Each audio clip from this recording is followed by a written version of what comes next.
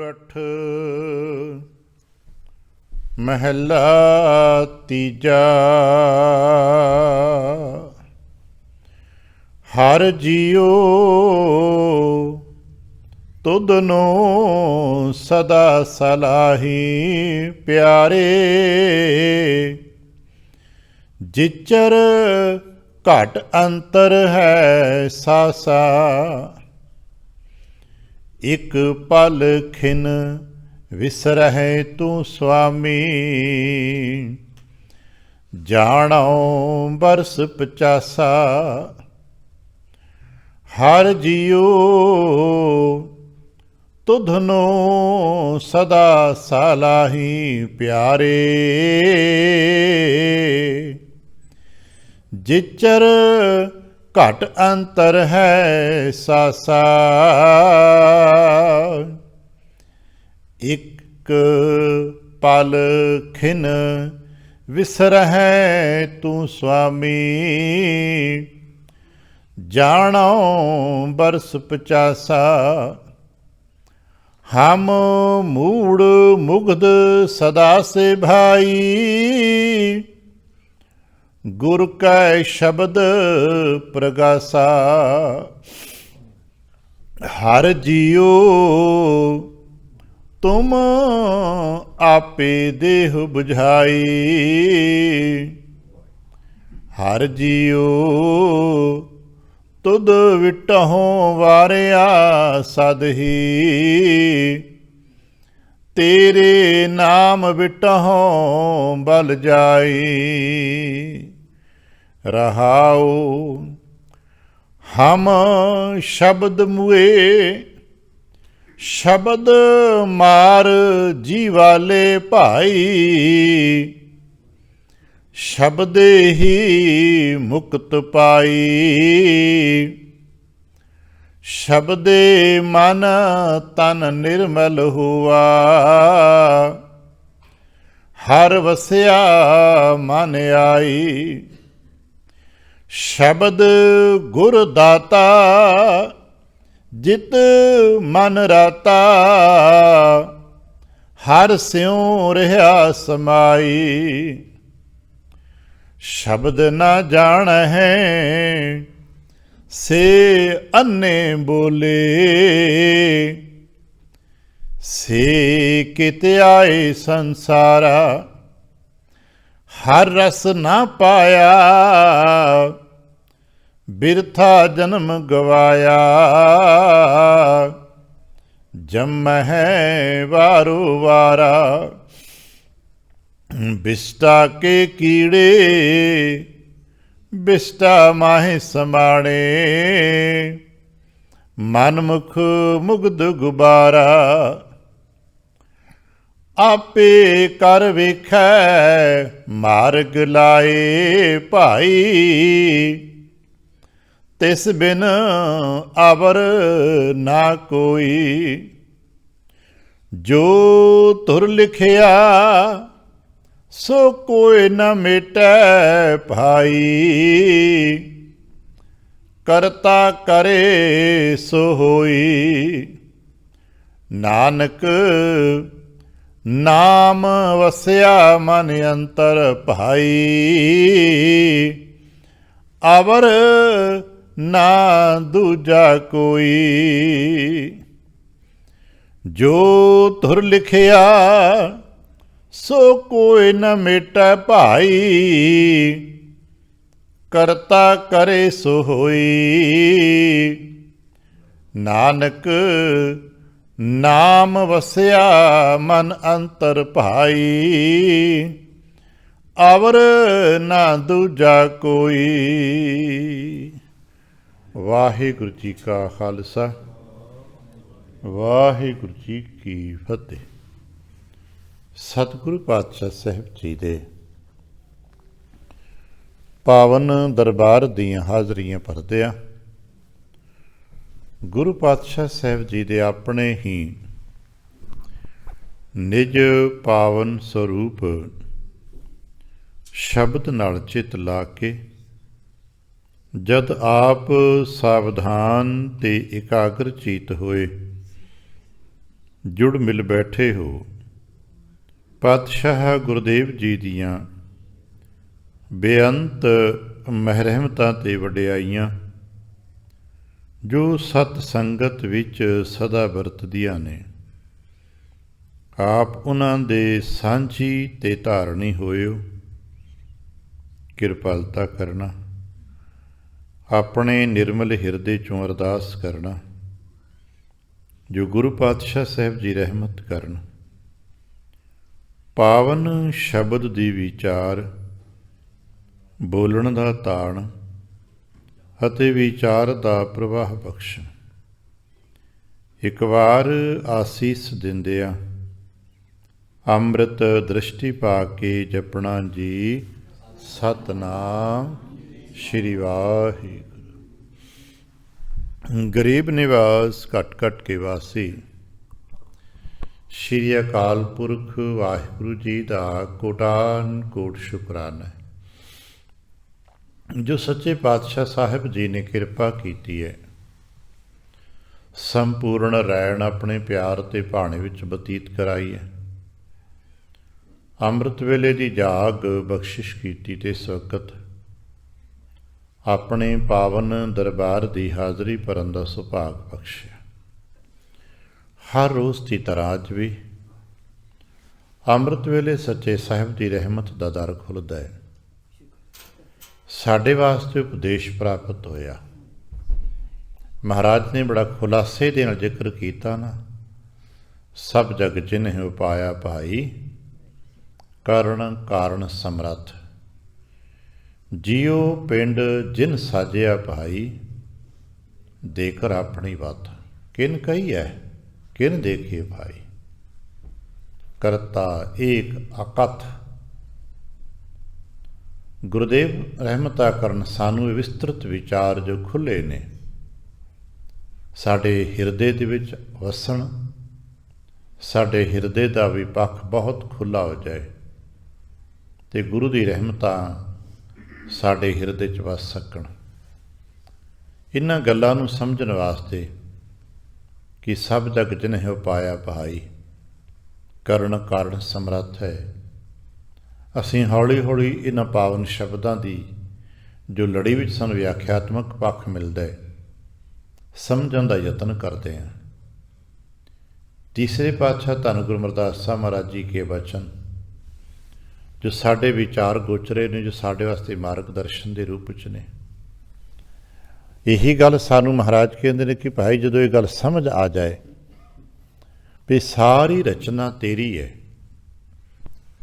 ਸਾਰੀ ਰਚਨਾ ਇਹ 'ਚ ਜੀਵ ਜੰਤੂ ਦਾ ਕੋਈ ਭੇਤ ਨਹੀਂ। ਇੱਕ ਬੇਨਤੀ ਕਰਾਂ, ਸਾਡੇ ਲਈ ਭੇਤ ਬਹੁਤ ਵੱਡੇ ਵੱਡੇ ਨੇ। ਆਹ ਮਨੁੱਖ ਨੇ ਜੀ, ਆ ਪਸ਼ੂ ਨੇ ਜੀ, ਪਕਸ਼ੀ ਨੇ ਜੀ, ਬਨਸਪਤੀ ਹੈ, ਪੱਥਰ ਹੈ। ਅਸੀਂ ਆਪਣੇ ਵਿੱਚ ਵੀ ਬੜੀ ਵੰਡ ਪਾ ਰੱਖੀ ਜਾਤੀਆਂ ਦੀ, ਬਰਾਦਰੀਆਂ ਦੀ। ਇਹ ਸਾਡੇ ਸਮਾਜਿਕ ਧਾਰਾ ਦੇ ਹੋ ਸਕਦਾ ਹੈ। ਜਿਉਂ ਜਿਉਂ ਸਾਡੀ ਸਮਝ ਗਿਆਨ ਇਸ ਪਾਸੇ ਤੁਰੀ ਜਾਂਦੀ, ਅਸੀਂ ਵੰਡ ਪਾਈ ਜਾਂਦੇ ਹਾਂ, ਕਿਉਂਕਿ ਇਹ ਵਿਗਿਆਨ ਹੈ ਸਭ ਕੁਛ। ਅਸੀਂ ਇਸ ਨੂੰ ਕਿਸ ਨਜ਼ਰੀਏ ਨਾਲ ਸਮਝ ਪਾਏ, ਕਿਤਨਾ ਸਮਝ ਪਾਏ, ਦਰਅਸਲ ਸਭ ਵਿਗਿਆਨ ਹੈ। ਵਿਗਿਆਨ ਦਾ ਮਤਲਬ ਹੁੰਦਾ ਹੈ ਕਿਸੇ ਜੁੜੀ ਹੋਈ ਵਸਤੂ ਨੂੰ ਪਹਿਲਾਂ ਦੋ ਟੁਕੜਿਆਂ 'ਚ ਕਰਕੇ ਵੇਖੇ, ਫਿਰ ਕੋਈ ਦੱਸੇਗਾ, ਫਿਰ ਚਾਰ ਕਰਕੇ ਦੇਖਦਾ, ਫਿਰ ਕੋਈ ਨਜ਼ਰ ਆਉਂਦਾ, ਫਿਰ ਉਹਦੇ 8 ਕਰਦਾ ਹੈ। ਵਿਗਿਆਨ ਹਮੇਸ਼ਾ ਵਸਤੂ ਨੂੰ ਤੋੜ ਕੇ ਦੇਖਦਾ ਇਹਦੇ ਵਿੱਚ ਕੀ ਹੈ, ਅਤੇ ਜਿਹੜੀ ਵਸਤੂ ਉਹਦੇ ਅਨੁਭਵ 'ਚ ਆ ਜਾਂਦੀ ਹੈ, ਸਮਝ 'ਚ ਆ ਜਾਂਦੀ ਹੈ, ਦੇਖ ਸਕਦਾ ਅਤੇ ਫਿਰ ਦਿਖਾ ਸਕਦਾ, ਉਹੀ ਵਿਗਿਆਨ ਹੈ। ਜਿਹੜੀ ਵਸਤੂ ਸਮਝ ਵਿੱਚ ਤੇ ਆਈ ਪਰ ਅਜੇ ਦੇਖੀ ਨਹੀਂ, ਦਿਖਾ ਨਹੀਂ ਸਕਦਾ, ਉਹ ਗਿਆਨ ਹੈ। ਸਮਝ ਵਿੱਚ ਆ ਗਈ ਹੈ, ਆਪ ਮਹਿਸੂਸ ਕਰਦਾ ਹੈ, ਉਹਦਾ ਆਪਣਾ ਅਨੁਭਵ ਹੈ, ਪਰ ਸਮਝਾ ਨਹੀਂ ਸਕਦਾ।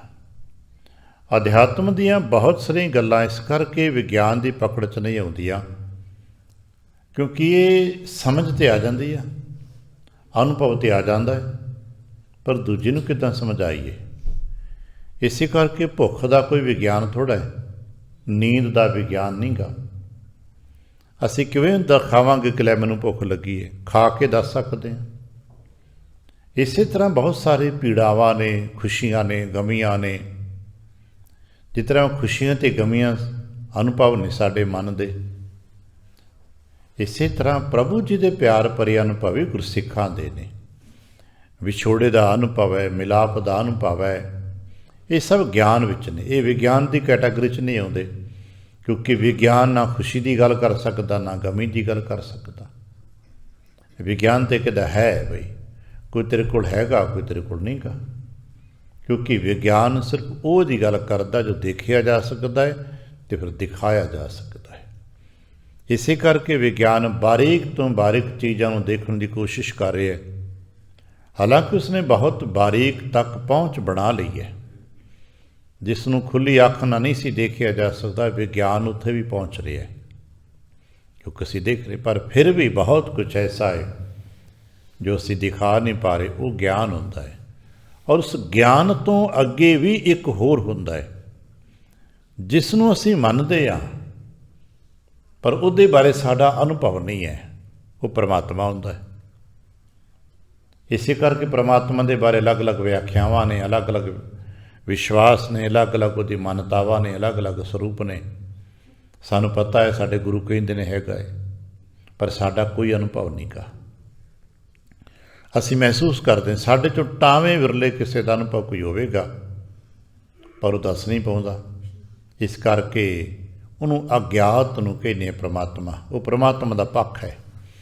ਜਿਵੇਂ ਇੱਕ ਗਿਆਨ ਦਾ ਦਾਇਰਾ ਹੈ, ਇੱਕ ਵਿਗਿਆਨ ਦਾ ਦਾਇਰਾ ਹੈ, ਅਤੇ ਇੱਕ ਪ੍ਰਮਾਤਮਾ ਦਾ ਦਾਇਰਾ ਹੈ। ਜਿੱਥੇ ਸਾਡਾ ਗਿਆਨ ਵੀ ਜ਼ੀਰੋ ਹੋ ਜਾਂਦਾ ਹੈ, ਗਿਆਨ ਵੀ ਸ਼ੂਨ ਹੋ ਜਾਂਦਾ ਹੈ, ਅਸੀਂ ਕਹਿੰਦੇ ਰੱਬ ਦਾ ਘਰ ਹੈ, ਕਿਉਂਕਿ ਪ੍ਰਮਾਤਮਾ ਅਗਿਆਤ ਹੈ, ਉਹਦੇ ਬਾਰੇ ਅਸੀਂ ਨਹੀਂ ਜਾਣਦੇ, ਪਰ ਮੰਨਦੇ ਹਾਂ। ਅਤੇ ਜਿਸ ਚੀਜ਼ ਨੂੰ ਅਸੀਂ ਜਾਣਦੇ ਨਹੀਂ, ਮੰਨਦੇ ਨਹੀਂ, ਉਹ ਸਾਡੇ ਲਈ ਹੈ ਹੀ ਨਹੀਂ। ਭਗਤੀ ਖੇਤਰ ਦੇ ਵਿੱਚ ਇਹੀ ਤੇ ਇੱਕ ਰਹੱਸ ਹੈ। ਭਗਤ ਪ੍ਰਮਾਤਮਾ ਨੂੰ ਮੰਨਦਾ ਹੈ, ਭਗਤ ਪ੍ਰਮਾਤਮਾ ਨੂੰ ਜਾਣਦਾ ਹੈ, ਭਗਤ ਪ੍ਰਮਾਤਮਾ ਦਾ ਅਨੁਭਵ, ਉਹ ਭਗਤ ਦੇ ਗਿਆਨ ਵਿੱਚ ਪ੍ਰਮਾਤਮਾ ਹੈ, ਅਤੇ ਭਗਤ ਦੇ ਗਿਆਨ ਵਿੱਚ ਹੈ, ਇਸ ਕਰਕੇ ਧਿਆਨ ਵਿੱਚ ਹੈ। ਕਿਉਂਕਿ ਜੋ ਕੁਛ ਵੀ ਸਾਡੇ ਗਿਆਨ ਵਿੱਚ ਹੋਏਗਾ ਉਹੀ ਸਾਡੇ ਧਿਆਨ ਵਿੱਚ ਹੋਏਗਾ।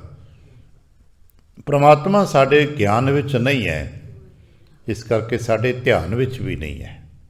ਅਸੀਂ ਤਸਵੀਰ, ਕੁਝ ਵੀ ਅੱਖਰ ਕਿਸੇ ਕਾਗਜ਼ 'ਤੇ ਉਲੀਕ ਲਈਏ, ਉਹ ਸਾਡੇ ਗਿਆਨ ਵਿੱਚ ਆ ਜਾਂਦਾ। ਹਾਂਜੀ, ਕੁਝ ਇੱਦਾਂ ਦੀ ਬਣਤਰ, ਮੰਨ ਲਓ ਇੱਕ ਓਂਕਾਰ ਲਿਖਿਆ, ਅਸੀਂ ਕਿਸੇ ਨੇ ਓਮ ਲਿਖ ਲਿਆ, ਕਿਸੇ ਨੇ ਕੁਛ ਹੋਰ ਲਿਖ ਲਿਆ, ਉਹ ਅਸੀਂ ਕਾਗਜ਼ 'ਤੇ ਚੰਗੀ ਤਰ੍ਹਾਂ ਲਿਖਿਆ ਦੇਖ ਲਿਆ, ਸਾਡੇ ਗਿਆਨ ਦੀ ਪਕੜ 'ਚ ਤਸਵੀਰ ਆ ਗਈ ਵੀ ਹਾਂ ਇਸ ਤਰ੍ਹਾਂ ਦਾ ਓਮ ਲਿਖਿਆ ਹੈ, ਇਸ ਤਰ੍ਹਾਂ ਦਾ ਓਂਕਾਰ ਲਿਖਿਆ ਸੀ, ਇੱਕ ਓਂਕਾਰ ਇੱਦਾਂ ਲਿਖਦੇ ਆ, ਇਹ ਸਾਡੇ ਗਿਆਨ ਵਿੱਚ ਆ ਗਿਆ। ਹੁਣ ਇਸ ਗਿਆਨ ਵਿੱਚ ਆਏ ਹੋਏ ਇੱਕ ਓਂਕਾਰ ਨੂੰ ਤੁਸੀਂ ਧਿਆਨ ਵਿੱਚ ਸਾਕਾਰ ਕਰ ਸਕਦੇ ਹੋ, ਪਰ ਉਸ ਤਰ੍ਹਾਂ ਇੱਕ ਓਂਕਾਰ ਨੂੰ ਸਾਕਾਰ ਨਹੀਂ ਕਰ ਸਕਦੇ। ਧਿਆਨ ਵਿੱਚ ਬੈਠੋਗੇ ਅਤੇ ਸਾਹਮਣੇ ਇੱਕ ਓਂਕਾਰ ਲਿਖਿਆ ਹੋਇਆ ਆ ਸਕਦਾ ਹੈ। ਗੁਰੂ ਨਾਨਕ ਦੀ ਤਸਵੀਰ, ਰਾਮ ਦੀ ਤਸਵੀਰ, ਕ੍ਰਿਸ਼ਨ ਦੀ ਤਸਵੀਰ ਹੀ ਕਿਸੇ ਦੀ ਤਸਵੀਰ ਇੱਦਾਂ ਦੇਖ ਕੇ ਗਿਆਨ 'ਚ ਵਸਾਈ, ਫਿਰ ਉਹ ਧਿਆਨ 'ਚ ਆ ਜਾਂਦੀ। ਲੋਕ ਕਹਿੰਦੇ ਹਾਂ ਜੀ ਮੇਰੇ ਧਿਆਨ 'ਚ, ਜਦੋਂ ਮੈਂ ਧਿਆਨ 'ਚ ਬੈਠਦਾ ਗੁਰੂ ਨਾਨਕ ਸਾਹਿਬ ਪ੍ਰਗਟ ਹੋ ਜਾਂਦੇ ਨੇ, ਜਦੋਂ ਮੈਂ ਧਿਆਨ 'ਚ ਬੈਠਦਾ ਮੇਰੇ ਰਾਮ ਪ੍ਰਗਟ ਹੋ ਜਾਂਦੇ ਨੇ। ਹੋ ਸਕਦਾ ਹੈ ਸ਼ਿਵਦੱਤ ਦੇ ਰਾਮ ਪ੍ਰਗਟ ਹੁੰਦੇ ਨੇ, ਕਿਸੇ ਦੇ ਕ੍ਰਿਸ਼ਨ ਪ੍ਰਗਟ ਹੁੰਦੇ ਨੇ, ਕਿਸੇ ਦੇ ਗੁਰੂ ਨਾਨਕ ਪ੍ਰਗਟ, ਕਿਉਂਕਿ ਉਹਨਾਂ ਨੇ ਉਹਨਾਂ ਮੂਰਤਾਂ ਨੂੰ, ਉਹਨਾਂ ਤਸਵੀਰਾਂ ਨੂੰ ਬੜੇ ਗਾਹ ਨਾਲ ਨੀਝ ਲਾ ਕੇ ਵੇਖਿਆ, ਉਹ ਗਿਆਨ 'ਚ ਛਪ ਗਈਆਂ ਨੇ। ਹੁਣ ਮੂਰਤਾਂ, ਤਸਵੀਰਾਂ ਧਿਆਨ ਵਿੱਚ ਪ੍ਰਗਟ ਹੋਣਗੀਆਂ। ਇੱਕ ਓਂਕਾਰ ਦਾ ਜੋ ਨਿਰਾਕਾਰ ਸਰੂਪ ਹੈ ਉਹਨੂੰ ਦੇਖਿਆ ਨਹੀਂ ਜਾ ਸਕਦਾ, ਨਤੀਜਨ ਧਿਆਨ 'ਚ ਕਿਵੇਂ ਪ੍ਰਗਟ ਹੋਏਗਾ। ਇਸ ਕਰਕੇ ਜਿਹੜੇ ਇਸ ਪੱਖ ਦੇ ਅਭਿਆਸੀ ਨੇ ਉਹ ਫਿਰ ਕਿਸੇ ਜੋਤ ਦਾ ਧਿਆਨ ਧਰ ਲੈਂਦੇ ਨੇ। ਜਗਦਾ ਹੋਇਆ ਦੀਵਾ, ਬਹੁਤਿਆਂ ਨੇ ਵੇਖਿਆ ਹੁਣ ਜਗਤੀ ਮੋਮਬੱਤੀ, ਕੋਈ ਜੋਤ ਘਰ ਜਗਾ ਲਈ, ਦੇਖੋ ਜੀ ਜੋਤ ਹੈ, ਫਿਰ ਮੱਥੇ 'ਤੇ ਜੋਤ ਪ੍ਰਗਟ ਹੋਣ ਲੱਗ ਪੈਂਦੀ, ਕਿ ਹਾਂ ਜੋਤ ਦਰਸ਼ਨ ਹੋ ਗਏ। ਇਹ ਸਭ ਕੁਝ ਉਹੀ ਹੈ ਜੋ ਜੋ ਸਾਡੇ ਗਿਆਨ ਵਿੱਚ ਆਉਂਦਾ ਹੈ। ਤੁਸੀਂ ਉਸ ਨੂੰ ਜੋਤ ਕਰਕੇ ਦੇਖ ਸਕਦੇ ਹੋ, ਉਸ ਨੂੰ ਤਸਵੀਰ ਕਰਕੇ ਦੇਖ ਸਕਦੇ ਹੋ, ਕਿਸੇ ਮੂਰਤ ਕਰਕੇ ਦੇਖ ਸਕਦੇ ਹੋ, ਪਰ ਚੇਤਾ ਰੱਖਣਾ ਇੱਕ ਓਂਕਾਰ ਦਾ ਜੋ ਨਿਜ ਸਰੂਪ ਹੈ ਉਹ ਨਾ ਤਾਂ ਕਿਸੇ ਨਾ ਲਾਈਟਾਂ ਦਾ, ਨਾ ਤਸਵੀਰਾਂ ਦਾ, ਅਤੇ ਨਾ ਰੰਗਾਂ ਦਾ, ਇਹ ਨਾ ਕਿਸੇ ਚੀਜ਼ਾਂ ਦਾ ਮੁਥਾਜ ਨਹੀਂ ਹੈ, ਉਹ ਤਾਂ ਹੈ। ਹੁਣ ਠੰਡਕ ਨੂੰ ਕਿਵੇਂ ਦੇਖੋਗੇ? ਠੰਡਕ ਤਾਂ ਮਾਣੀ ਜਾਏਗੀ ਨਾ। ਗਰਮੀ ਨੂੰ ਹੁਣ ਆਪਾਂ ਹੌਲੀ ਹੌਲੀ ਦੇਖ ਰਹੇ ਨਾ, आप हफ्ते 10 दिन ਦੇ ਵਿੱਚ ਹੀ मौसम बदल रहा है। ਕਿੱਦਾਂ ਦਿਖਾਵਾਂਗੇ ਵੀ ਹਾਂ ਦੇਖੋ ਪਹਿਲਾਂ ਤਾਂ ਬੜੀ ਠੰਡ ਸੀ ਅਤੇ ਹੁਣ ਗਰਮੀ ਹੋ ਰਹੀ ਹੈ। ਮਾਣੀ ਜਾ ਸਕਦੀ ਹੈ, ਅਨੁਭਵ ਕਰ ਸਕਦੇ ਹਾਂ ਭਾਈ ਹਾਂ ਹੁਣ ਗਰਮੀ ਵੱਧ ਰਹੀ ਹੈ, ਪਰ ਦਿਖਾ ਨਹੀਂ ਸਕਦੇ ਕਿਉਂਕਿ ਰੱਬ ਦੀਆਂ ਦਾਤਾਂ ਨੇ, ਇਹ ਰੱਬ ਦੀ ਕਲਾਵਾਂ ਨੇ। ਰੱਬ ਦੀਆਂ ਕਲਾਵਾਂ, ਵਾਹਿਗੁਰੂ ਜੀ ਦੀਆਂ ਕਲਾਵਾਂ ਨੂੰ ਮਾਣਿਆ ਜਾਂਦਾ ਹੈ। ਉਹ 'ਚ ਮਾਣਨ ਦੇ ਨਾਲ ਨਾਲ ਲੋਕ ਦੁਖੀ ਹੁੰਦੇ ਨੇ, ਲੋਕ ਸੁਖੀ ਹੁੰਦੇ ਨੇ, ਪਰ ਉਸਨੂੰ ਦਿਖਾ ਨਹੀਂ ਸਕਦੇ, ਪਰ ਬੇਨਤੀਆਂ ਤੇ ਕਰ ਸਕਦੇ ਨੇ। ਇਸੇ ਕਰਕੇ ਗੁਰਬਾਣੀ ਦੇ ਵਿੱਚ ਕਰਤਾ ਪੁਰਖ ਜੀ ਦੇ ਇਹੋ ਜਿਹੇ ਦਰਸ਼ਨ ਨਹੀਂ ਕਰਾਏ ਗਏ। ਇਹ ਠੀਕ ਹੈ, ਇੱਕ ਦੋ ਥਾਵਾਂ 'ਤੇ ਗਿਆਨ ਖੰਡੀਆਂ ਵਾਸਤੇ ਧਿਆਨ ਦੇ ਦਰਸ਼ਨ ਹੈਗੇ ਨੇ, ਇਹ ਨਹੀਂ ਕਿ ਨਹੀਂ ਗਾ। ਪ੍ਰਾਇਮਰੀ ਸੈਕਸ਼ਨ ਦੇ ਵਿੱਚ ਗਿਆਨ ਖੰਡੀਆਂ ਵਾਸਤੇ ਧਿਆਨ ਦਰਸ਼ਨ ਹੈਗਾ, ਕਰ ਸਕਦੇ ਹਾਂ, ਠੀਕ ਹੈ। ਪ੍ਰਾਇਮਰੀ ਤੁਮ ਜਪੋ ਤੁਸੀਂ ਮਹੇਲੀਓ ਕਿਹਾ ਨਾ, ਸੋਹਣਾ ਨੱਕ ਜਨ ਲੰਬੜੇ ਵਾਲਾ, ਇਹ ਗਿਆਨ ਖੰਡ ਦੀ ਦਰਸ਼ਨ ਹੈ, ਧਿਆਨ 'ਚ ਟਿਕਾ ਸਕਦੇ ਹੋ, ਠੀਕ ਹੈ ਭਾਈ। ਸੋਹਣਾ ਨੱਕ ਹੈ ਲੰਬੜੇ ਵਾਲਾ ਹੈ, ਸੋਇਨੇ ਕੀ ਢਾਲਾ ਹੈ, ਸਵਰਨ ਸਰੂਪ ਇਹਦਾ, ਲੇਕਿਨ ਅਕਸਰ ਜ਼ਿਆਦਾਤਰ ਇਹੀ ਹੋਏਗਾ ਦਾ ਕੋਈ ਰੂਪ ਨਹੀਂ, ਅਰੂਪ ਹੈ, ਅਰੂਪ ਹੈ। ਅੱਜ ਕਹਿਣ ਲੱਗੇ ਫਿਰ ਕੀ ਕਰੀਏ, ਕਹਿਣ ਲੱਗੇ ਉਹਦੀ ਬੇਨਤੀਆਂ ਕਰ ਸਕਦੇ ਹਾਂ, ਅਰਦਾਸਾਂ 'ਤੇ ਕਰ ਸਕਦੇ ਹਾਂ, ਆਪਣੇ ਬਾਰੇ ਕੋਈ ਸਮਝ ਸਕਦੇ ਹਾਂ। ਬੇਨਤੀ ਕਰਦੇ ਹਾਂ, ਹਰ ਜੀਓ ਤੁਧ ਨੂੰ ਸਦਾ ਸਲਾਹੀ। ਹੇ ਸੱਚੇ ਪਾਤਸ਼ਾਹ ਤੁਸੀਂ ਮੇਰੇ ਗਿਆਨ ਵਿੱਚ ਤੇ ਹੈਗੇ ਨਹੀਂ ਹੋ, ਪਤਾ ਜ਼ਰੂਰ ਹੈ ਮੈਨੂੰ, ਮੰਨਦਾ ਹਾਂ ਕਿ ਤੁਸੀਂ ਹੈਗੇ ਹੋ, ਔਰ ਇਹ ਮਨੌਤਾਂ ਬੜੀਆਂ ਗਹਿਰੀਆਂ ਨੇ, ਵਿਸ਼ਵਾਸ ਵੀ ਕਰਦਾ ਸੱਤ ਹੈ, ਕਿਉਂਕਿ ਜੋ ਮੇਰੇ ਗੁਰੂ ਸਾਹਿਬ ਕਹਿੰਦੇ ਨੇ ਇਹ ਸੱਤ ਹੈ। ਇਸ ਕਰਕੇ ਮੈਂ ਤੁਹਾਨੂੰ ਸਦਾ ਹੀ ਸਲਾਹੁੰਦਾ ਹਾਂ, ਹਰ ਜੀਓ ਤੁਧ ਨੂੰ ਸਦਾ ਸਲਾਹੀ। ਹੇ ਸੱਚੇ ਪਾਤਸ਼ਾਹ ਮੇਰੇ 'ਤੇ ਕਿਰਪਾ ਕਰੋ ਨਾ, ਮੈਂ ਹਰ ਵੇਲੇ ਹਰ ਦਮ ਤੁਹਾਡਾ ਸਿਮਰਨ ਕਰਦਾ ਰਹਾਂ, ਤੁਹਾਡੀ ਸਿਫਤ ਕਰਦਾ ਰਹਾਂ। ਅੱਜ ਜਦੋਂ ਦੇਖਾਂ ਸਭ ਜਗ ਜਿਨੇ ਹੋ ਪਾਇਆ ਭਾਈ ਕੀ ਸਿਫਤ ਹੀ ਤੇ ਹੈ। ਜੋ ਕੁਝ ਵੀ ਦੇਖਿਆ ਹਰ ਇੱਕ ਜੀ ਕਿਤੇ ਨਾ ਕਿਤੇ ਰੁੱਝਾ ਪਿਆ, ਕਿਤੇ ਗੌਰ ਨਾਲ ਵੇਖਾਂਗੇ। ਜਦੋਂ ਅਸੀਂ ਇਸ ਨੂੰ ਧਿਆਨ ਦੇ ਨਾਲ ਸੰਸਾਰ ਦੇ ਜਿਹਨੂੰ ਅਧਿਆਤਮਿਕ ਹਿਲਾਸੀ ਕਹਿੰਦੇ ਉਹਦੇ ਮੁਤਾਬਕ ਦੇਖਦੇ ਹਾਂ, ਅਤੇ ਕਈ ਵਾਰ ਅਸੀਂ ਜਦੋਂ ਜ਼ਮੀਨ 'ਤੇ ਕੀੜੀਆਂ ਦੇਖਦੇ ਨਾ, ਕੋਈ ਇੱਧਰ ਜਾ ਰਹੀ ਕੋਈ ਉੱਧਰ ਜਾ ਰਹੀ, ਇੱਕ ਥਾਂ 'ਤੇ ਨੱਠ ਭੱਜ ਹੋ ਰਹੀ ਹੈ, ਅਤੇ ਥੋੜ੍ਹਾ ਜਿਹਾ ਆਸਮਾਨ 'ਚ ਉੱਚੇ ਉੱਠੀਦਾ ਨਾ ਜਦੋਂ ਆਪਾਂ ਹਵਾਈ ਸੈਰ ਕਰਦੇ ਹਾਂ, ਜਦੋਂ ਏਅਰਪੋਰਟ ਤੋਂ ਜਹਾਜ਼ ਉੱਡਦੇ ਨੇ, ਅਤੇ ਕਿਤੇ ਖਿੜਕੀ ਦੇ ਕੋਨੇ ਵਾਲੀ ਸੀਟ ਮਿਲ ਜਾਏ ਜਿਨ੍ਹਾਂ ਨੂੰ, ਉਹ ਫਿਰ ਥੋੜ੍ਹਾ ਸਮਾਂ ਹੇਠਾਂ ਦੇਖਦੇ ਨੇ, ਅਤੇ ਹੇਠਾਂ ਦੇਖਦਿਆਂ ਸ਼ਹਿਰ ਮਕਾਨ ਮੱਚ ਦੀ ਡੱਬੀਆਂ ਵਾਂਗ ਨਜ਼ਰ ਆਉਂਦੇ ਨੇ, ਕਾਰਾਂ 'ਤੇ ਤੱਕੇ ਦੌੜੇ ਭੱਜਦੇ ਕੀੜੀਆਂ ਵਾਂਗ ਨਜ਼ਰ ਆਉਂਦੇ ਨੇ, ਹੌਲੀ ਹੌਲੀ ਦਿਸਣੋਂ ਹਟ ਜਾਂਦੇ ਨੇ।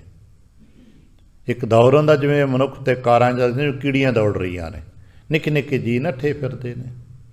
ਉਦੋਂ ਪਤਾ ਲੱਗਦਾ ਹੈ ਵੀ ਸੰਸਾਰ ਦੀ ਹਰ ਰਚਨਾ 'ਚ, ਹਰ ਥਾਂ 'ਤੇ ਜਿੱਥੇ ਉਸਨੇ ਜੀਵਨ ਕਲਾ ਪਾਈ ਉੱਥੇ ਗਤੀ ਦਿੱਤੀ ਹੋਈ ਹੈ, ਤੁਰ ਰਿਹਾ, ਦੌੜ ਰਿਹਾ, ਚੱਲ ਰਿਹਾ।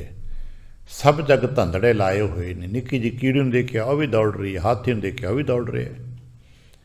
ਆਹ ਸਮੁੰਦਰਾਂ ਜਾ ਕੇ ਜਿਹਨਾਂ ਨੂੰ ਵੇਖਣ ਦਾ ਵਕਤ ਮਿਲਿਆ ਕਿ ਕਦੇ ਮੱਛੀਆਂ ਆਰਾਮ ਥੋੜ੍ਹਾ ਕਰਦੀਆਂ ਨੇ, ਉਹਨਾਂ ਦੇ ਕਿਹੜੇ ਕੋਈ ਆਰਾਮ ਗਾਹਾਂ ਨੇ।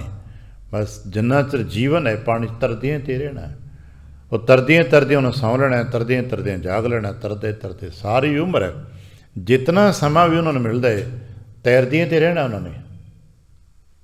ਅਸੀਂ ਜਿੰਨਾ ਸਮਾਂ ਮਿਲਿਆ ਤੁਰੇ ਤੇ ਰਹਿੰਦੇ ਹਾਂ, ਭਾਵੇਂ ਠੀਕ ਹੈ ਸਾਨੂੰ ਲੱਗਦਾ ਹੈ ਵੀ ਅਸੀਂ 8-10 ਘੰਟੇ ਮੰਜਿਆਂ 'ਤੇ ਪੈ ਜਾਂਦੇ ਹਾਂ, ਪਰ ਐਕਚੁਅਲ ਅਸੀਂ ਤੁਰੇ ਹੀ ਰਹਿੰਦੇ ਹਾਂ।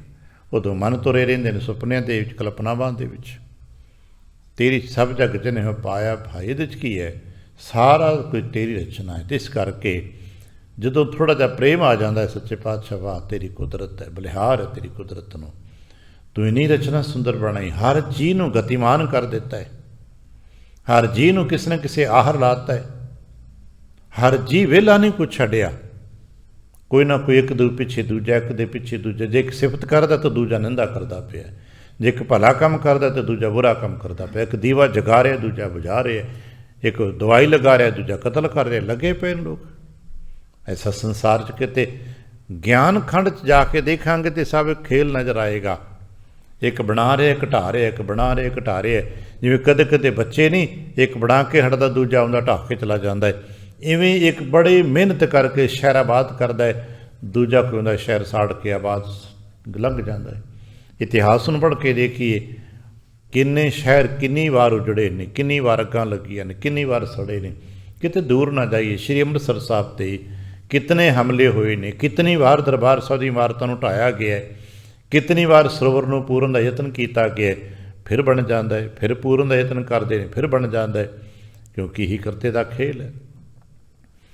ਇਸ ਕਰਕੇ ਭਗਤੀ ਖੇਤਰ 'ਚ ਤੀਸਰੇ ਪਾਤਸ਼ਾਹ ਸਾਨੂੰ ਇੱਥੇ ਰੋਕ ਦਿੰਦੇ ਨੇ, ਇਹ ਕਰਤੇ ਦੀ ਰਚਨਾ ਦੇਖ, ਫਿਰ ਬੇਨਤੀ ਕਰ ਮਹਾਰਾਜ ਸਿਮਰਨ ਦੀ ਦਾਤ ਦੇ ਦੇ। ਫਿਰ ਪੁੱਛਿਆ ਕਿੰਨਾ ਚਿਰ ਸਿਮਰਨ ਕਰਨਾ ਚਾਹੁੰਦਾ ਹੈ। ਹੁਣ ਸਾਡੇ 'ਚੋਂ ਅਕਸਰ ਇਹ ਪੁੱਛਦੇ ਕਿੰਨਾ ਚਿਰ ਜਾਪ ਕਰਿਆ ਕਰੀਏ, ਆਪਾਂ ਕਰਦੇ ਨੇ, ਇੱਕ ਦੂਜੇ ਨੂੰ ਪੁੱਛਦੇ ਆ ਵੀ ਜਾਪ ਕਰਦੇ ਹੋ, ਹਾਂਜੀ ਕਰ, ਕਿੰਨਾ ਚਿਰ ਕਰਦੇ ਹੁੰਦੇ ਹੋ। ਫਿਰ ਕੋਈ ਦੱਸਦਾ ਜੀ ਜਿੰਨਾ ਕੁ ਦੱਸ ਸਕਦਾ, ਅਤੇ ਜਿਹੜੇ ਨੇ ਜਿਹਨਾਂ ਸ਼ੁਰੂ ਕਰਨਾ ਹੁੰਦਾ ਜਾਪ ਕਰਨ, ਪੁੱਛਦੇ ਨੇ ਭਾਈ ਜਾਪ ਕਰਨ ਲੱਗੇ ਐ, ਸ਼ੁਰੂ ਕਰਨਾ ਕਿੰਨਾ ਚਿਰ ਕਰਿਆ ਕਰੀਏ। ਫਿਰ ਅਸੀਂ ਕਹਿੰਦੇ ਅੱਧਾ ਘੰਟਾ ਕਰ ਲਿਆ ਕਰੋ, 5 ਮਿੰਟ ਕਰ ਲਿਆ ਕਰੋ, 2 ਘੰਟੇ, ਜਿੰਨਾ ਕਿਸੇ ਦੀ ਸਮਰੱਥਾ ਹੁੰਦੀ ਕਰ ਲਵੇ ਭਾਈ। ਪਰ ਨਹੀਂ, ਇਹ ਸਾਡੀਆਂ ਸਮੇਂ ਦੀਆਂ ਸੀਮਾਵਾਂ, ਸਮੇਂ ਦੀਆਂ ਪਾਬੰਦੀਆਂ ਸਾਡੀਆਂ ਤੁਹਾਡੀਆਂ ਆਪਣੀਆਂ ਨੇ, ਆਪਣੇ ਆਪਣੇ ਜੀਵਨ ਦੇ ਸਮੇਂ ਮੁਤਾਬਕ ਹੋਣਗੀਆਂ। ਪਰ ਜਦੋਂ ਧਰਮ ਦੇ ਖੇਤਰ 'ਚ ਪ੍ਰਵੇਸ਼ ਕਰਾਂਗੇ ਅਤੇ ਫਿਰ ਸਿਮਰਨ ਦਾ ਕੋਈ ਸਮਾਂ ਨਿਯਤ ਨਹੀਂ ਜੇ। ਕਿੰਨਾ ਸਮਾਂ ਹੈ, ਕਹਿਣਗੇ ਜਿਚਰ ਘਟ ਅੰਤਰ ਹੈ ਸਾਸਾ, ਜਦੋਂ ਤੱਕ ਤੇਰੇ ਸਾਹ ਚੱਲਦੇ ਨੇ ਬਸ ਉਦੋਂ ਤੱਕ। ਇਸ ਤੋਂ ਪਹਿਲਾਂ ਗੱਲ ਕੋਈ ਨਹੀਂ ਸੀ, ਤੇ ਇਸ ਤੋਂ ਬਾਅਦ 'ਚ ਵੀ ਗੱਲ ਕੋਈ ਨਹੀਂ ਹੈ। ਜਦੋਂ ਤੱਕ ਤੇਰੇ ਸਵਾਸ ਚੱਲਦੇ ਨੇ ਉਦੋਂ ਤੱਕ ਸਿਮਰਨ ਤੇਰੇ ਖਾਤੇ 'ਚ ਹੈ, ਉਦੋਂ ਤੱਕ ਦੇ ਜਵਾਬਦੇਹੀ ਤੇਰੀ ਹੋਏਗੀ।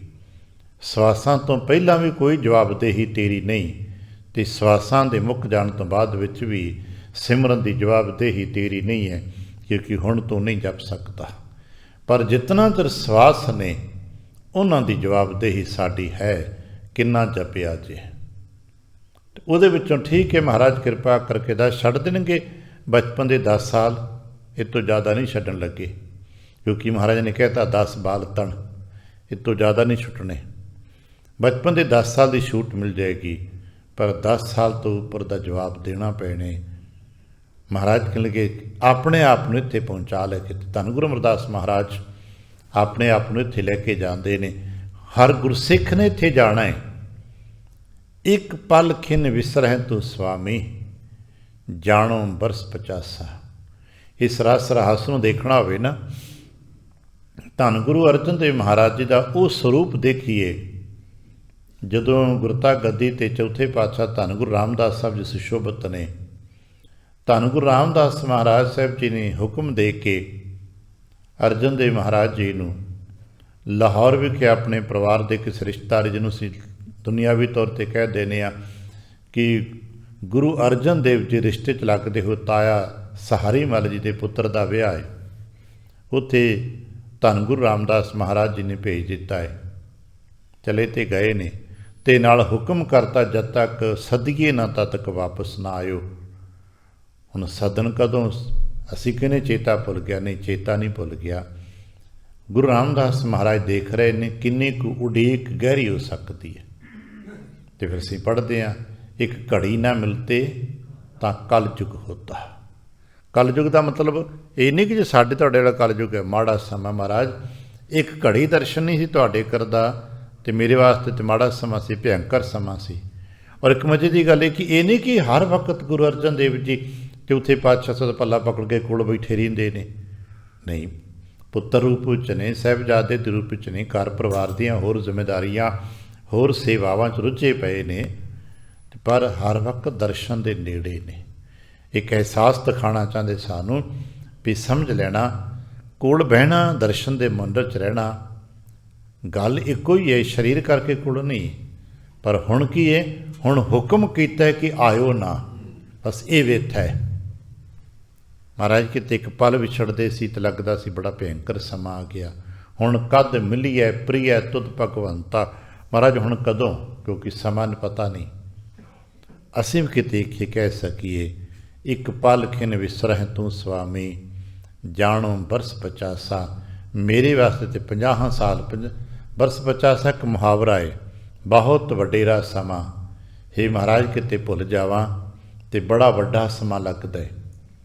ਅਸੀਂ ਜਿਹੜੇ ਮਨੋਵਿਗਿਆਨ ਨੂੰ ਪੜ੍ਹਦੇ ਹੋ ਨਾ, ਆਪ ਨੂੰ ਪਤਾ ਹੋਵੇਗਾ ਜਦੋਂ ਕਿਸੇ ਦੇ ਇੰਤਜ਼ਾਰ ਵਿੱਚ ਹੋਈਏ ਨਾ, ਉਦੋਂ ਸਮਾਂ ਕੱਟਦਾ ਨਹੀਂ, ਬੜਾ ਵੱਡਾ ਸਮਾਂ ਹੋ ਜਾਂਦਾ ਹੈ। ਉਡੀਕ ਹੋਵੇ, ਵਿਛੋੜਾ ਹੋਵੇ, ਵਿਛੋੜੇ ਦਾ ਸਮਾਂ ਕੱਟਿਆ ਨਹੀਂ ਜਾਂਦਾ, ਅਤੇ ਮਿਲਾਪ ਦੇ ਸਮੇਂ ਦਾ ਪਤਾ ਨਹੀਂ ਲੱਗਦਾ।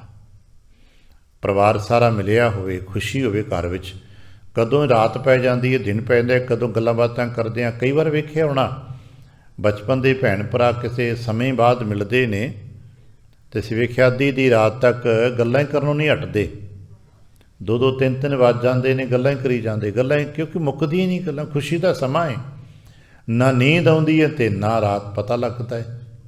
ਅਤੇ ਉੱਥੇ ਹੀ ਜੇ ਵਿਛੋੜਾ ਹੋਵੇ ਤਾਂ ਇੱਕ ਰਾਤ ਪਹਾੜ ਜਿੰਨੀ ਹੋ ਜਾਂਦੀ ਹੈ, ਦਿਨ ਕੱਟਿਆ ਨਹੀਂ ਜਾਂਦਾ, ਰਾਤ ਮੁੱਕਦੀ ਕੋਈ ਨਹੀਂ। ਖੁਸ਼ੀ ਦਾ ਸਮਾਂ ਪਤਾ ਨਹੀਂ ਲੱਗਦਾ ਅਤੇ ਗਮੀ ਦਾ ਸਮਾਂ ਕੱਟਿਆ ਨਹੀਂ ਜਾਂਦਾ।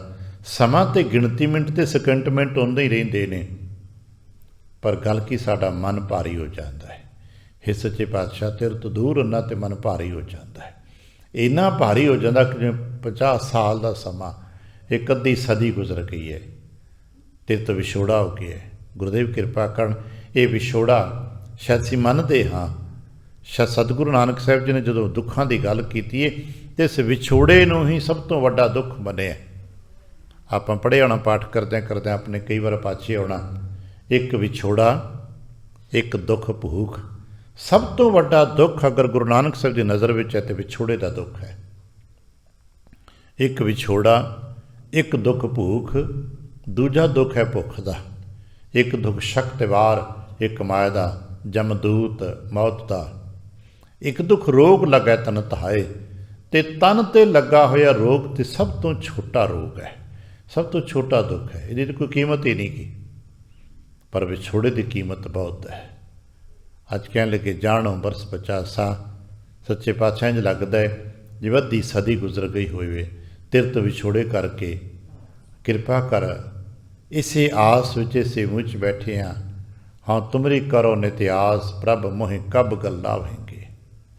ਅੱਜ ਇਤਨੇ ਜੀ ਸਤਸੰਗਤ ਵਿੱਚ ਅਸੀਂ ਗਾਹੇ ਬਗਾਹੇ ਹੁੰਦੇ ਹਾਂ, ਭਾਵੇਂ ਸਾਨੂੰ ਗਿਆਨ 'ਚ ਗੱਲਾਂ ਆਉਂਦੀਆਂ ਨੇ ਕਿ ਜਾਂ ਨਹੀਂ ਆਉਂਦੀਆਂ। ਕਈ ਵਾਰੀ ਹੁੰਦਾ ਸਾਨੂੰ ਨਹੀਂ ਸਮਝ ਆਉਂਦੀ, ਪਤਾ ਨਹੀਂ ਲੱਗਦਾ, ਅਸੀਂ ਕੁਛ ਕਹਿਣਾ ਹੁੰਦਾ, ਕੁਛ ਕਹਿ ਨਹੀਂ ਪਾਉਂਦੇ। ਅਰਦਾਸ ਕਰਨ ਲਈ ਖੜ੍ਹੇ ਹੁੰਦੇ ਹਾਂ, ਕੁਛ ਕਹਿ ਨਹੀਂ ਪਾਉਂਦੇ, ਪਿੱਛੋਂ ਗੱਲਾਂ ਬੜੀਆਂ ਹੁੰਦੀਆਂ ਨੇ, ਇੱਥੇ 2 ਗੱਲਾਂ ਕਰਕੇ ਚੁੱਪ ਕਰਕੇ ਬਹਿ ਜਾਂਦੇ ਹਾਂ। ਪਰ ਦਰਅਸਲ ਸਾਰੇ ਮਿਲਾਪ ਹਾਸਲ ਕਰਨਾ ਚਾਹੁੰਦੇ ਹਾਂ, ਅਸੀਂ ਮਿਲਣਾ ਚਾਹੁੰਦੇ ਹਾਂ। ਸੱਚੇ ਪਾਤਸ਼ਾਹ ਸਾਨੂੰ ਆਪਣੇ ਨਾਲ ਮਿਲਾ ਲਓ।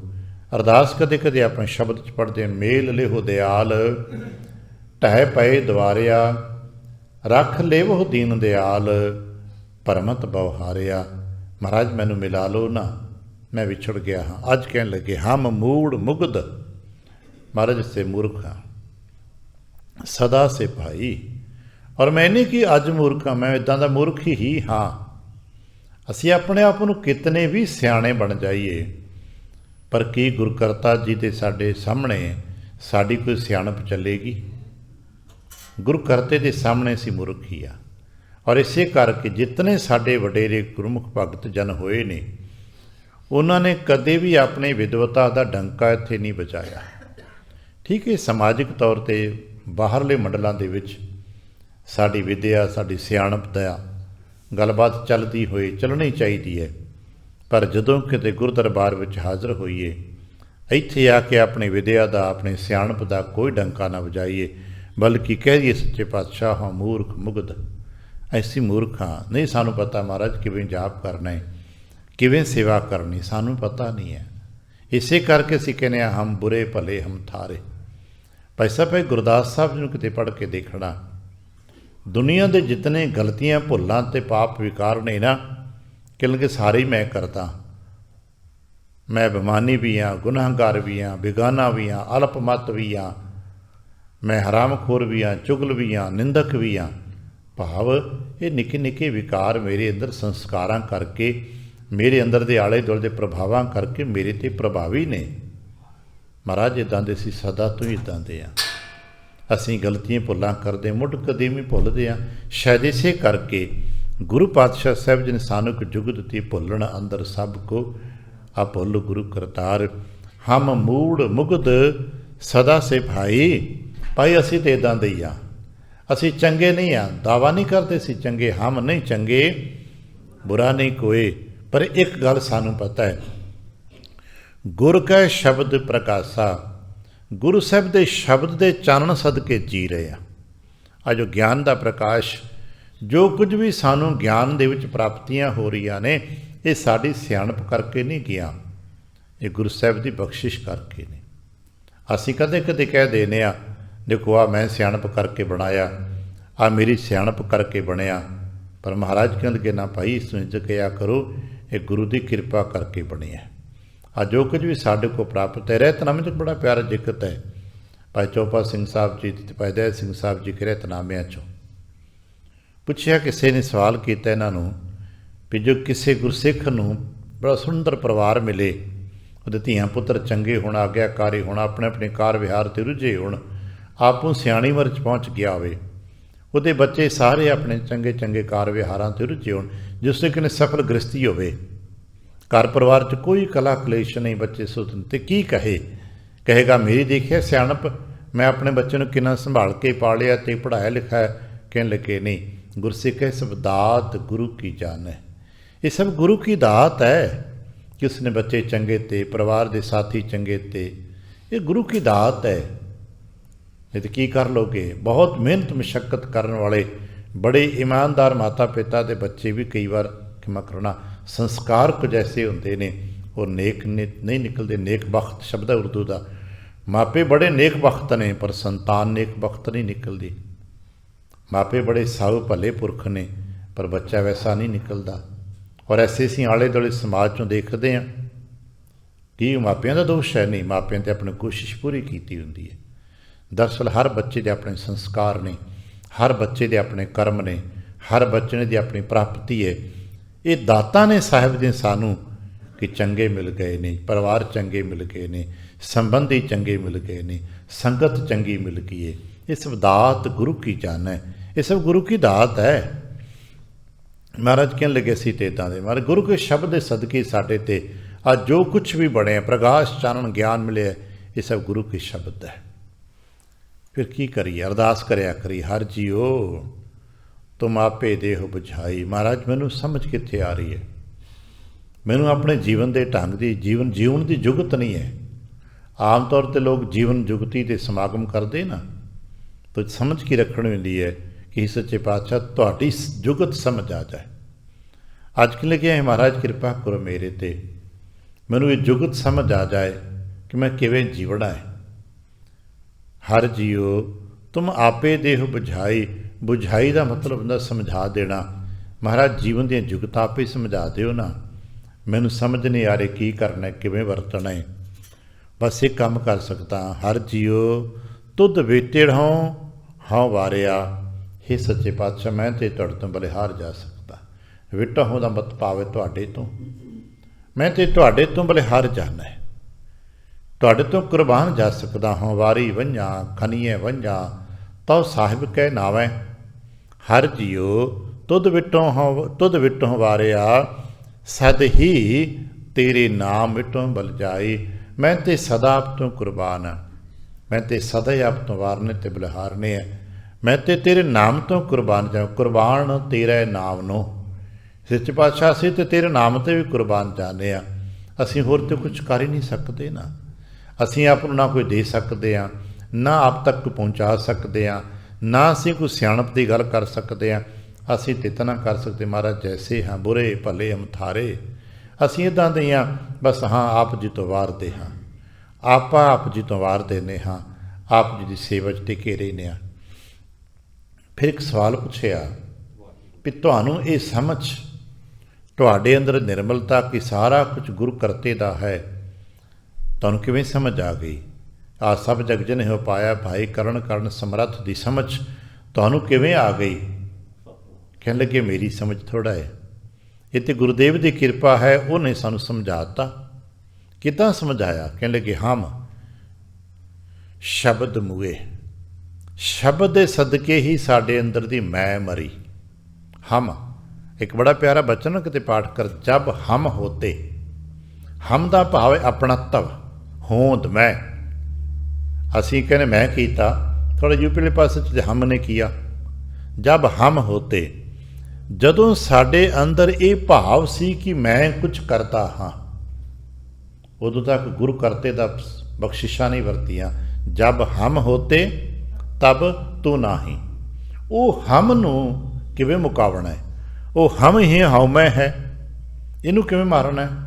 ਕਹਿਣ ਲੱਗੇ ਸ਼ਬਦ ਹਮ ਸ਼ਬਦ ਮੁਏ। ਅਸਾਂ ਦੇ ਅੰਦਰ ਦੀ ਜੋ ਮੈਂ ਭਾਵ ਸੀ ਨਾ, ਇਹ ਗੁਰੂ ਕੇ ਸ਼ਬਦ ਦੇ ਸਦਕੇ ਮਿਲੀ, ਇਹ ਸ਼ਬਦ ਦੇ ਸਦਕੇ ਮਿਟੀ।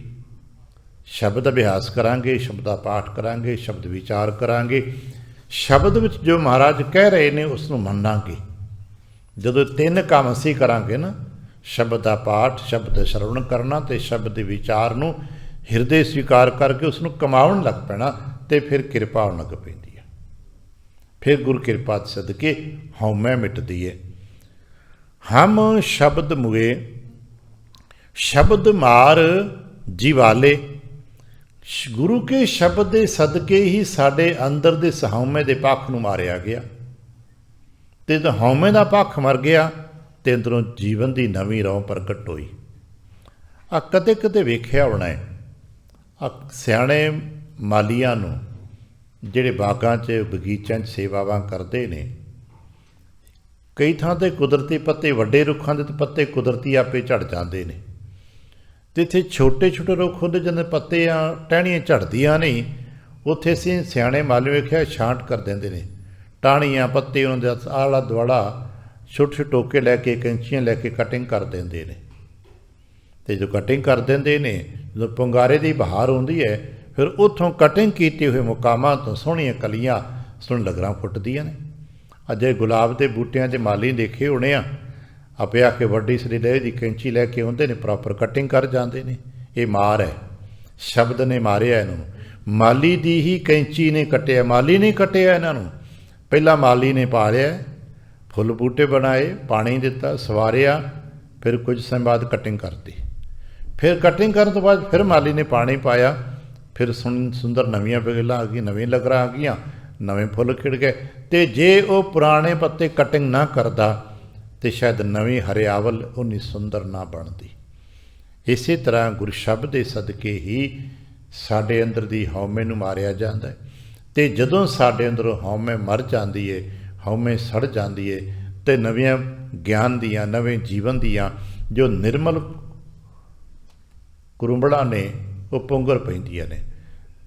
ਸ਼ਬਦ ਮਾਰ ਜੀਵਾਲੇ ਭਾਈ, ਸ਼ਬਦ ਦੇ ਸਦਕੇ ਹੀ ਹਉਮੈ ਵੱਲੋਂ ਮਾਰ ਕੇ, ਵਿਕਾਰਾਂ ਵੱਲੋਂ ਮਾਰ ਕੇ ਸਾਨੂੰ ਜੀਵਨ ਦਾਨ ਮਿਲਦਾ ਹੈ। ਅਤੇ ਜੀਵਨ ਨੂੰ ਸਮਝ ਸਕੀਏ, ਫਿਰ ਚੰਗੇ ਪਾਸੇ, ਮਾੜੇ ਵਾਲੇ ਪਾਸੋਂ ਮਾਰ ਦਿੱਤਾ ਜਾਂਦਾ ਹੈ, ਅਤੇ ਚੰਗੇ ਵਾਲੇ ਪਾਸੇ ਜੀਵਨ ਪਨਪ ਪੈਂਦਾ ਹੈ, ਪੁੰਗਾਰਾ ਆਰੰਭ ਹੋ ਜਾਂਦਾ ਹੈ। ਫਿਰ ਕੀ ਹੁੰਦਾ? ਕਹਿਣ ਲੱਗੇ ਸ਼ਬਦੇ ਹੀ ਮੁਕਤ ਪਾਈ। ਅਤੇ ਪਾਏ ਗੁਰੂ ਕੇ ਸ਼ਬਦ ਸਦਕੇ ਹੀ। ਇਸ ਨੂੰ ਗਿਆਨੀ ਕਹਿੰਦੇ ਨੇ, ਗੁਰੂ ਕੇ ਹੁਕਮ ਦੇ ਵਿੱਚ ਹੀ ਹਉਮੈ ਵਾਲੇ ਪਾਸੇ ਤੋਂ ਮਰੇ, ਅਤੇ ਹੁਕਮ ਦੇ ਸਦਕੇ ਹੀ ਸਾਡੇ ਅੰਦਰ ਨਵੇਂ ਵਿਚਾਰਾਂ ਪ੍ਰਗਟ ਹੋਈਆਂ। ਸ਼ਬਦ ਦੇ ਸਦਕੇ, ਹੁਕਮ ਦੇ ਸਦਕੇ ਹੀ ਵਿਕਾਰਾਂ ਤੋਂ ਮੁਕਤੀ ਪ੍ਰਾਪਤ ਹੋਈ, ਕਿਉਂਕਿ ਅਸਾਂ ਤੇ ਆਪਣੇ ਆਪ ਨੂੰ ਗੁਰੂ ਕੇ ਸ਼ਬਦ ਵਿੱਚ, ਗੁਰੂ ਕੇ ਹੁਕਮ ਵਿੱਚ ਟਿਕਾ ਦੇਣਾ। ਹਮ ਸ਼ਬਦ ਮੁਏ ਸ਼ਬਦ ਮਾਰ ਜੀਵਾਲੇ ਭਾਈ, ਸ਼ਬਦੇ ਹੀ ਮੁਕਤ ਪਾਈ। ਸ਼ਬਦੇ ਮਨ ਤਨ ਨਿਰਮਲ ਹੋਆ, ਗੁਰੂ ਸ਼ਬਦ ਦੇ ਸਦਕੇ ਹੀ ਜਪ ਕਰਨ ਕਰਕੇ ਮਨ ਨਿਰਮਲ ਹੋਇਆ, ਤਨ ਪਵਿੱਤਰ ਹੋ ਗਿਆ।